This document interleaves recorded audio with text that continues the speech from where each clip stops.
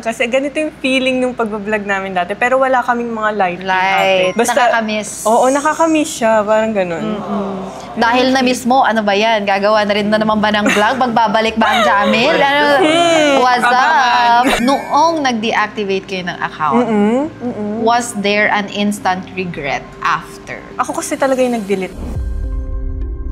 And dahil sa problema na yon, ang dami naming natutunan. Ano naman kami, positive. Pero kasi yung situation nun, parang masyado na din kaming naliligaw.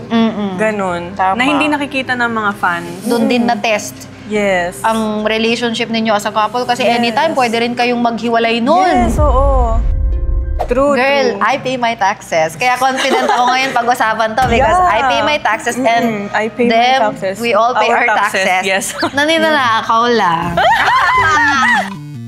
Hi guys! Welcome back to another episode of Makeup Sessions Season 2. So, ito na guys. My God, sobrang excited ako because this is such a very, very special episode kasi for this episode, ang makakasama ko ay isang OG. At hindi lang OG, sobrang famous na OG. O, diba? Ayan, nandito kasama ko ngayon. A total babe. At ano na siya ngayon? Boss girl na siya. O, diba? Nakaka-excite. Ito na, alam mo, huwag ko nang patagalin. Tawagin na natin, Camille!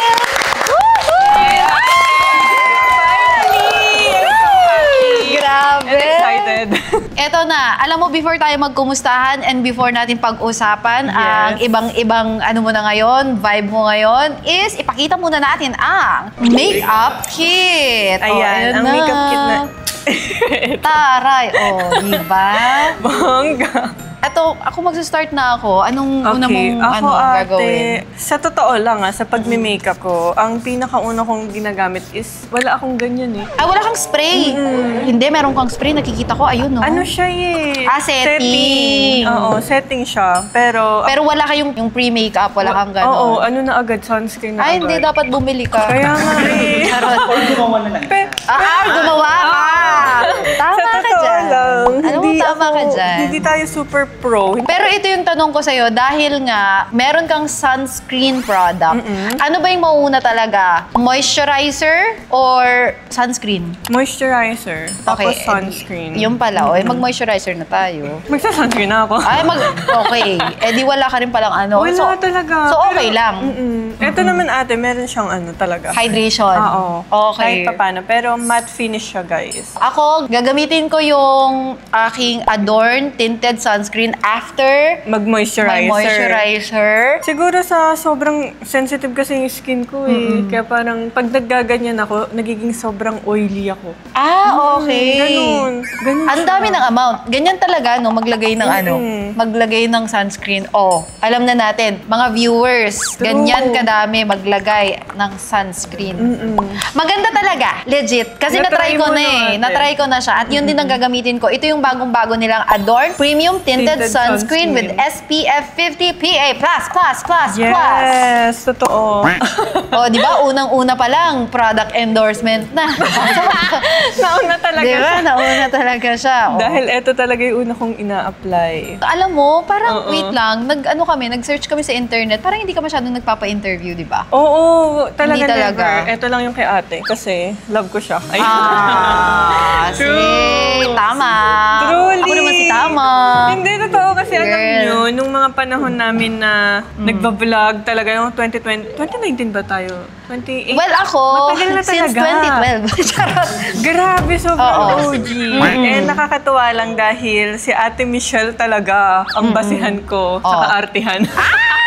Totoo yun, guys. As in. How does it feel naman that you're back in the lights, camera, action scene? Kasi nasanay na ako sa TikTok eh. Parang... Pagmadalian, Oo, pagmabilisan. ganun. Siguro dahil nung mga bata-bata pa, sobrang aggressive sa pagbablog, mga ganon. Ngayon parang nakakapanibago pero nakakatuwa lang kasi ganito yung feeling ng pagbablog namin dati. Pero wala kaming mga light. Nakakamiss. Oo, nakakamiss siya. Parang ganon. Dahil na-miss mo, ano ba yan? Gagawa na rin na naman ba ng vlog? Magbabalik ba ang Jamil? Ano, what's up?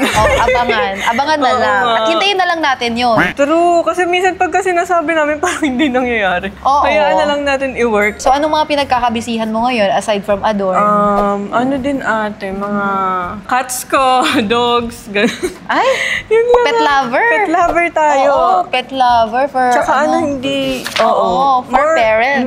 Pero most of the time talaga, Adorn. Yun ang kumakain sa oras ni Camille, True. Adorn. Yun ang kanyang baby, inaalagaan ang bagong mga pasabog. Totoo. Kasi Ganon. yung skincare kasi medyo maarting industry talaga siya eh. So lahat yan kailangan maayos, perfect, ganun siya. Kailangan yung total focus and dedication, passion para sa skincare brand. Yes, totoo yan. Alam mo, pag naggawa ka talaga ng sarili mong skincare, hindi siya yung parang, okay na tong product na to, Oo, labas na hindi. natin, tapalan na lang ng Ng name. Hindi. Buti na lang marami na rin tayong mga magagaling Oo. na brands and also mga magagaling na reviewers. Totoo. Kasi- Nakakatuwa lang naglabasan sila. Diba?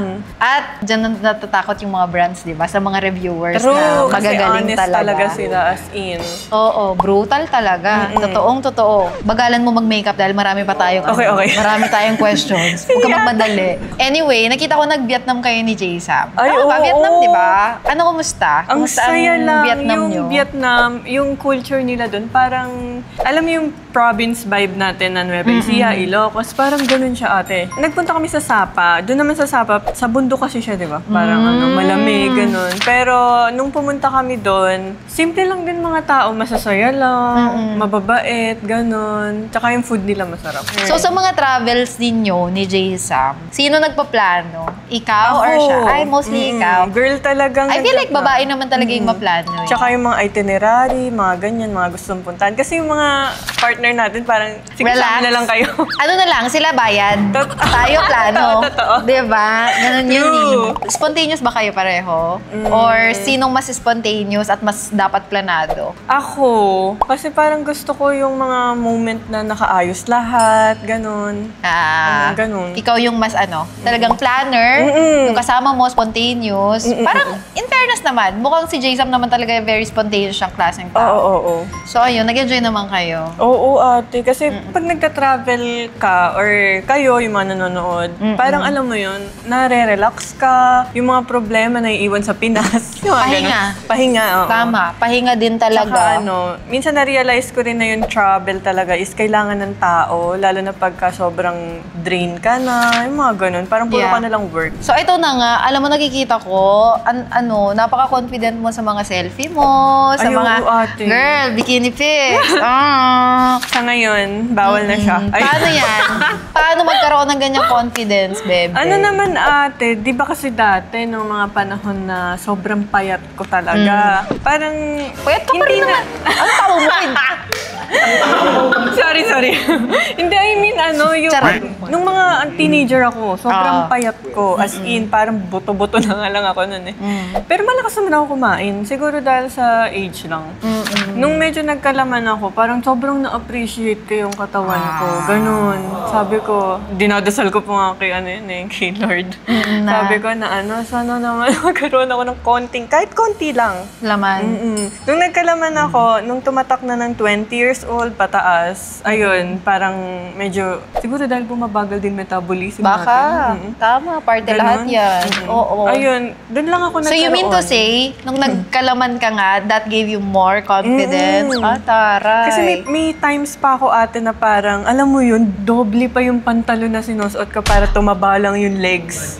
Oh my God, payatin ka Ganon. talaga. Dumaan ako sa ganung moment. Siguro, 2 pantalon suot ko para magmukha lang mataba yung legs ko. Ganon. Anong ginagawa mo na sa iyong makeup? Maglalagay ng powder ate and then blush. Wala ka na namang concealer or foundation? Wala, hindi ako nagaganon. Nagkikiki kasi pagka, kunyari, puyat. Ganun. Eh, hindi ka naman puyat. Hindi naman. Pinilit ko talaga siya. Kasi, gandang pulbo at lip tint. Ayan. Pwede. Tapos siguro, kahit konting ano lang, concealer, mga ganong... Pang eye bags. Medyo a little bit intense lang to na question. Let's go back to our OG days as YouTubers. Masarap pagkwentuhan yung ganyan. Yan. Eto, ang tanong ko lang, at alam naman ng lahat, at alam ng mga viewers natin, and very open naman kayo on social media about it. Noong nag-deactivate kayo ng account, was there an instant regret after? Ako kasi talaga yung nag-delete, guys. And aminado naman ako. Ay, ko lang nalaman yan, ha? Kasi syempre, parang alam mo yun, para kaming sinalpok ng problema nung mga times na yun. And hindi naman natin siya, alam mo yun, hindi natin siya mapipigilan kasi bibigyan at bibigyan talaga tayo ni Lord ng problem. Tama. And dahil sa problema na yun, ang dami naming natutunan. Siguro kung nagtuloy-tuloy yung channel na yun, baka kung ano din nangyari sa amin. Na kung ano yung naging result nyo as a person. Kasi sobrang bilis nun eh. Di ba pagka yung mga nangyayari sa buhay natin, pag sobrang bilis parang may something. Yeah. Ganun siya. And regret kasi lahat ng memories andun. Yun lang. Ayun yung, hindi ko in-expect na sasabihin niya yun. Kasi oo nga, no. Ngayon ko lang na-realize na oo nga, ang dami yung memories sa channel na yun. And also, ang dami yung milestone sa channel na yun. Yun yung nasad ako. Tapos alam mo ba, may moment pa kami na hinahanap namin sa laptop if nakasave lahat. Ganun. Kasi gets namin na nalungkot yung mga pamilyang mandirigma. Yun yung pinaka-regret. Yes. And I feel like siguro, kung mangyayari man yun sa ibang tao, ganun din yung mafe-feel eh. Kasi, syempre, ang tagal mong pinag-ipunan, tapos ang tagal mong trinabaho. Totoo. Tapos isang iglap without any control of what's happening. Dahil isip bata ka Syempre, may mga impulsive decisions na hindi mo mapipigilan. Nakakontrol. Ano naman kami, positive. Pero kasi yung situation nun, parang masyado na din kaming naliligaw. Ganon. Na hindi nakikita ng mga fans. And mas okay na rin yun kasi parang hinumble din kami ni Lord. Yun talaga yung the best dun. Na nagustuhan ko rin. Na pwede naman nating ibalik ulit. Pwede. In magandang way. In a magandang way. Yun, ganun siya. Napag-usapan din namin na parang, alam mo yun, minsan talaga sa life, mas okay din talaga sa akin na dumating na rin yung problem na yun para alam na namin next time kung anong i-move namin. Ganon. So, nung mga time na yon, saan kayo humugot ni J-Sam ng, kumbaga, sense of security? Okay. Kasi it was very, it was very uncertain. Hindi kayo sigurado kung anong next na mangyayari. Kung saan kayo pupulutin. Sorry for the word, but kung saan kayo pupulutin. Saan kayo humugot nun? Sa family rin siguro. Kasi hindi rin kami pinabayaan ng both side. Which is good kasi alam nilang sobrang bata pa namin. And siguro binibigyan din kami ni Lord ng mga iba't ibang tao na mag-a-advise dahil nga ang bata namin ng mga panahon na yun, imagine 19 hanggang 22 parang binigay sa'yo lahat ng blessings na parang galing sa ibang alam mo yun, parang kumbaga biglaan kayong binigyan ng ganitong opportunity and blessing tapos bigla ding nawala. Tama ba? Na parang pinaglalaroan kami ng mundo. Ganun. Imagine. Ganun siya. Ngayon ko lang din, alam mo, ngayon ko lang din na-realize nga kasi nag-abang din talaga ako sa mga nangyari sa inyo that time. Yes. And ngayon ko lang na-realize na oo nga, kumbaga, ang aga sa inyo nabigay yung ganong klaseng blessing and opportunity and then, ang aga ding ginanon. Yes, tas wala kaming knowledge about sa ganun kalaking opportunity na paano namin i-handle ganito, di pa kami marunong sa business, yung mga ganun. Sobrang laking lesson, ang dami namin natutunan, business, ganito, savings, naging na rin. Self-development, ganun. Relationship development na rin, kasi doon din na-test ang relationship ninyo as a couple kasi anytime pwede rin kayong maghiwalay nun. Yes, oo. Wala rin talagang perfect relationship. Tama. Yung mga time na yon, may mga friends bang naglaho? Ay, oo, grabe yan. Ay, akala ko marami na nakita. Oo, marami din. Pero ako naman, parang minsan kasi talagang may mga seasonal friends na dadating kapag masaya, happy-happy. Ganon, na parang sasabayan ka nila sa pag-angat mo. Tama. Andyan, papakita nilang super caring, mga ganyan. Tama. And nung nawala rin sila. Ganun. Tama. Ang Hindi. bilis, oo. Ganun eh. Ganun Ganun talaga. talaga. At least nalaman namin kung sino yung real and not real. Not real pala. Now that you've grown into such different people, kayo ni J-Sam, ano ngayon yung basis of true friendship ninyo? Si J-Sam kasi siya eh, para siyang introvert na extrovert, ganun. Ako naman, introvert talaga Ambivert. ako. Ambivert. Yun ang tawag Ayan, dyan ganun pala, siya. ambivert. Parang siya, masiyahin siya, ganun. Ako naman, kapag may mga nakikilala kami ng mga tao na sobrang, agad yung parang, huy, ang Feeling ganito close. ka. Oo, ganun. Parang ayoko na agad ng ganun. Dahil siguro may trauma rin, mga ganun. Ganun ako, parang obserbahan mo na kita and then, sasabihin ko kay J-Sam yung nakikita ko sa tao. Kasi si J-Sam kasi pag may mga tao kaming nakakasalamuha, agad siya parang kwento ganyan. Pero naman, pigil naman yung kwento. Mabilis magtiwala si J-Sam. Oo, mabilis siya magtiwala in a way naman na parang gusto niya lang ng masaya lang. Oo. Ganun, oo. Kung wala siyang yung parang Masiyahin wall. siya. Oo. Kasi nga, transparent siya eh. Yes, ganun siya. Ganun ang mga taong transparent. Positive, Hindi oo. nyo pag-iisipan ng masama yung Yes. kausap ninyo. Kasi nga, you yourself, you're transparent. That's why you expect other people to be transparent as well. Yes. That's how you see people. Ito, natuto na. Siya na ngayon yung taga, Goods ka ba? Oo. Mga ganun. taga-kilatis na siya. Yes. So, moving on, at ito na nga, moving on to 2025. At Yes, ito yes. na, that time, yung mga panahon na yon, na-invest nyo ba ng maayos yung mga naipon ninyo? Ate, kasi nung mga panahon na yon, dahil nga kami, parang hindi pa namin alam kung paano siyang gamitin Ng yung mga maayos. dumating. Kasi parang kahit papano naman may na-save. Ganun. Oo. And then, nagbayad din ng mga taxes, Ng mga tama. ganyan. Di, ayan. kung ginawa nyo na ng tama. Yes, yung mga oo. na mali. Yeah. Which oo. is, I think it's a great lesson, not just for them, but also for influencers. True. Pay your taxes. True, Girl, true. I pay my taxes. Kaya confident ako ngayon pag-usapan to because Yeah. I pay my taxes and I pay my them, taxes. we all pay our taxes. Yes. Naninanakaw lang. Oo, sa mga ngayon, mga baguhan na content creators, Ayan, oo. based from that experience, meron ba kayong ma-advise para sa mga bagong content creators natin in terms of taking care of your hard-earned money? Ayun, oo. Kayo guys, kapag ka nafe-feel nyo na medyo malaki na yung kinikita nyo, pwede naman din kayong humanap ng accountant nyo, yung mga ganyan. Kasi pag adult ka na talaga, minsan na-overwhelm tayo sa parang, uy, kinuha ko na ganitong brand, ganyan. Madadala ka kasi sa moment na yun, lalo na kung influencer ka or yung mga artista, alam na yun eh, kasi matagal na Oo. sila dyan. And tsaka may mga nag-guide sa kanila Oo, kasi. yun. May Oo. management sila. Kasi kami noon, wala talaga. Walang tumutulong. Ate, ganun. kanya-kanya to. Oo, sa vlogging. We figured it out on Yes. our own because Oo. wala naman kaming mga manager, wala Wala. kaming management, walang magsasabi na, hoy, nakapag-register ka na ba Oo, sa ganito? yan. Hoy, nagbabayad ka ba ng quarterly mo, ng Yes, ano mo, yan, di ba? oo. Wala talaga legit. At tayo totoo eh. yan, Me, hindi lang... myself, and I. Exactly. And hindi lang kami ang nakaka-experience nito, kundi marami. Marami guys, oo. Oo. Tama ba sa mga bagong content creators na talagang mag-save? Oo, Kasi guys. marami din yung maluho. Yes, oo yan. Girl, ang mga ipon napupunta sa lahat ng binibili. Ako naman, sobrang masave din ako. Masave Ako din ako din. ng pera. In all of my almost 15 years in YouTube, wala na akong ibang ginawa kundi mag-save ng pera. Yun nga, pagka meron tayong mga decision na parang na mali, at least meron tayong babalikan na parang, ay, natulungan uli ako ng sinave ko nung mga panahon na to. Tama. Mga ganun. Oo. Ano naman yung career kasi natin, di naman to permanent. Dito permanent, oo. Kaya hanggat maaga, hanggat bata kayo, mag-isip kayo ng mga business na matutulungan kayo. Passive income. Passive income. Ayun, Yung oo. kahit na hindi ka nagtatrabaho today, may pera na Pumapasok. pumapasok. Parang ganun. So yan ba yung mga nyo ngayon ni Jaysa? Mga focus nyong Oo. mga kind of business ventures, yung passive?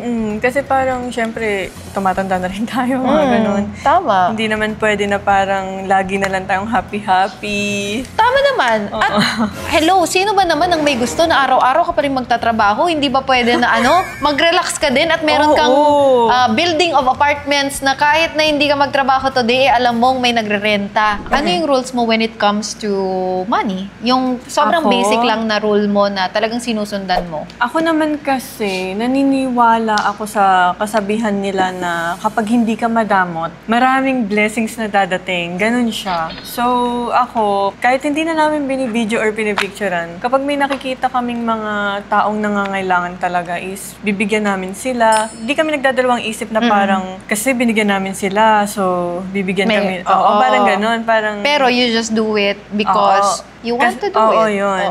Kasi parang, ewan ko, siguro dahil nakikita ko rin yung mga lola ko, mga mama ko noon na sobrang, alam mo yun, sobrang ano nila, mapagbigay.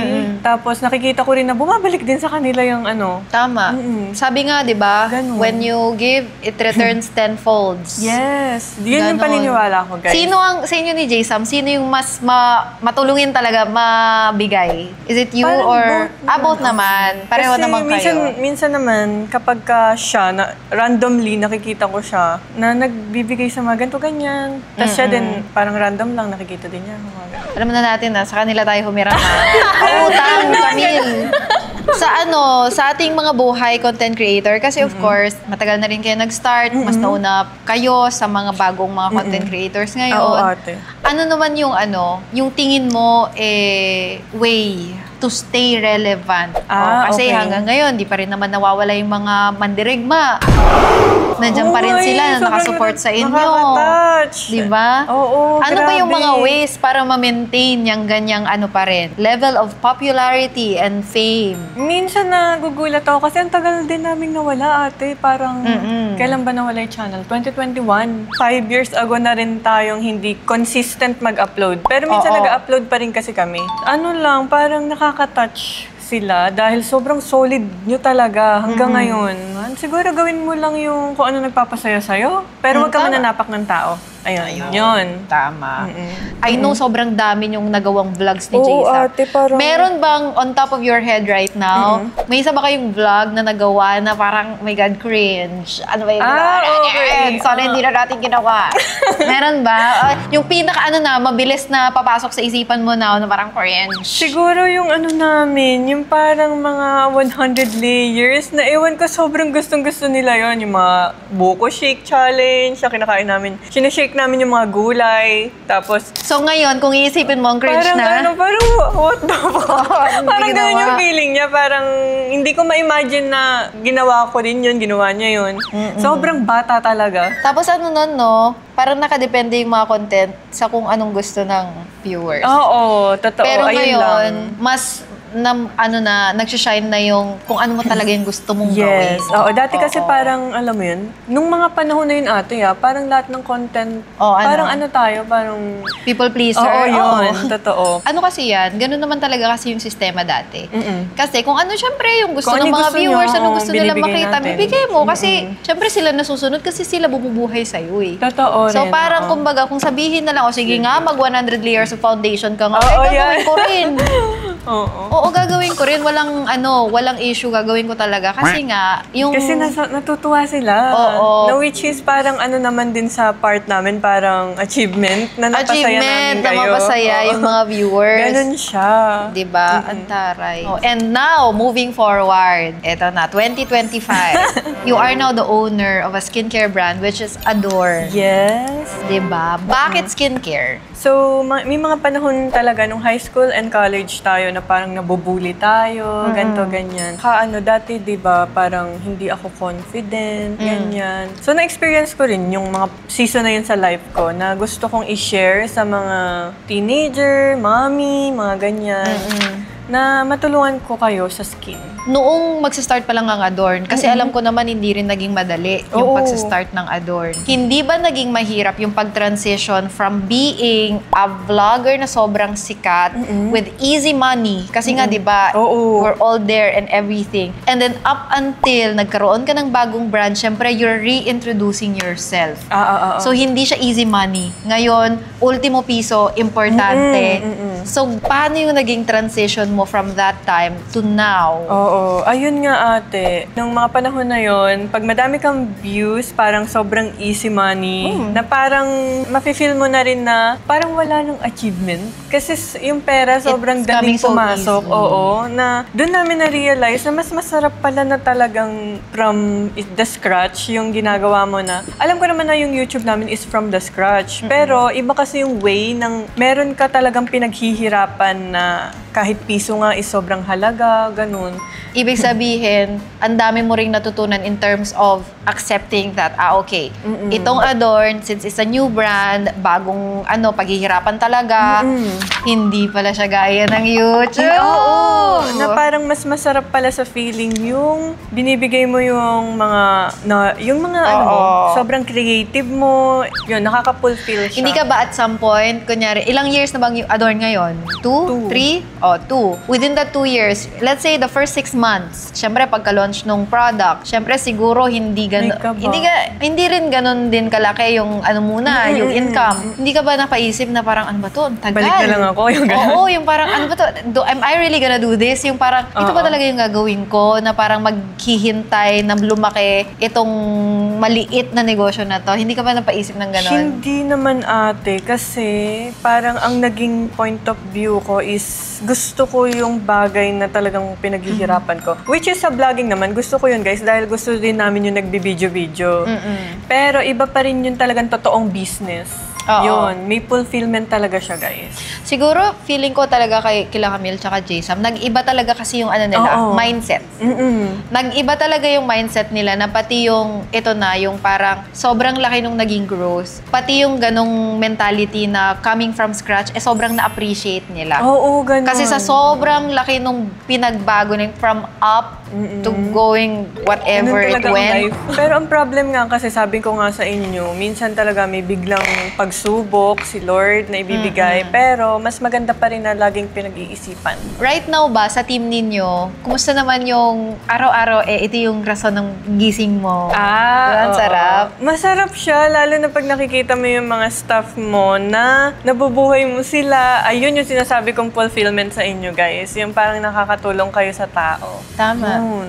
Ang tanong, sino ang next dream face ng Adorn?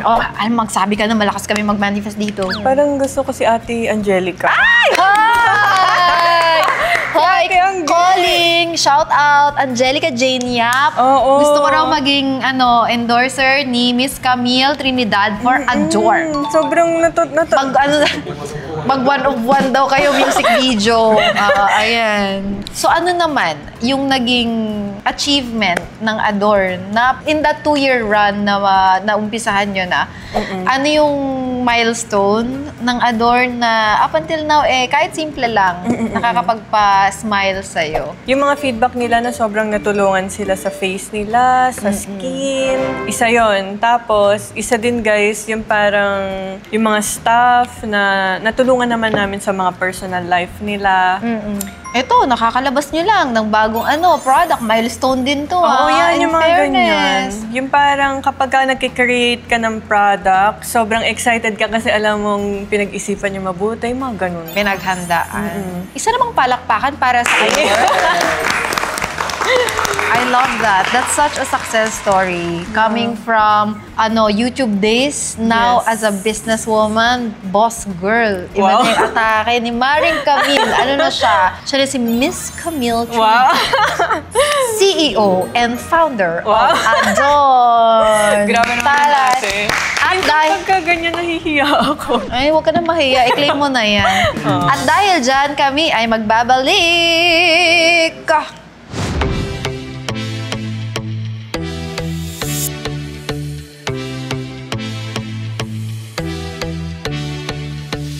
Every time that I walk on stage, all the people yelling out my name. At eto na! Oh my God, ang fresh! Ito na po ang aming makeup results. Yes. Ano, nag-enjoy ka ba? Oo. Kasi alam nyo guys, pinaganda pa ako lalo ni ate. Diba? Dahil nga, hindi ako marunong mag-makeup. Inayos ko yung makeup niya. Hindi naman inayos. Dinagdagan ko lang Dinagdagan ng niya. slide. Yes. Tapos, finalize lang natin ng konti. At ito na nga. Wala na rin namang kailangan gawin. Thank you so much, Thank you, ate. Sobrang happy ng kwentuhan na to. Wow. And ang sarap makipagkwentuhan sa mga OG talaga. Daming lessons. Daming lessons. And GV lang tayo dito. Yes. Diba? More on growth, self-development, Yes. and empowerment. Meron ka bang gustong i-promote? Ito na nga, Adorn. Go. Ayun lang. Super happy ako na na-try ni Ate Michelle ang ating Adorn Tinted. And nagustuhan mo, ate. Yes, nagustuhan ko talaga siya. Nakaka-touch. In fairness, ang daling mag-absorb sa skin. Yun yung unang-una kong sinabi nung nilagay ko siya. Alam mo, ang sinabi ko talaga nung nilagay ko siya, pagkalagay ko siya dito, ay, in fairness si Camille. Si Yun ate, yung sinabi ko ano? talaga. Yun talaga yung Hindi sinabi ko. Hindi, wala nang wala nang halong eme yun. Basta yun lang. Okay. Ay, in fairness si nakakatawa Camille. lang. Yun talaga sinabi Si ko. Ate Michelle na ang nag-review niyan.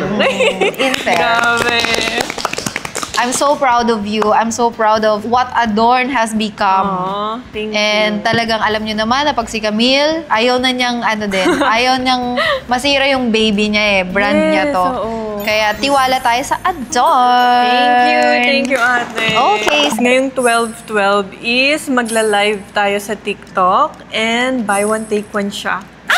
Oh, hoy, kayo. Grabe. Sobrang request nila yan. Dahil sa buong 2 years ni Adorn, never kami nag-buy one, take one. This is the moment. This is the moment. Okay. Para sa inyo. Thank you so much for watching, everybody. Please don't forget to like, comment, and subscribe. Yes.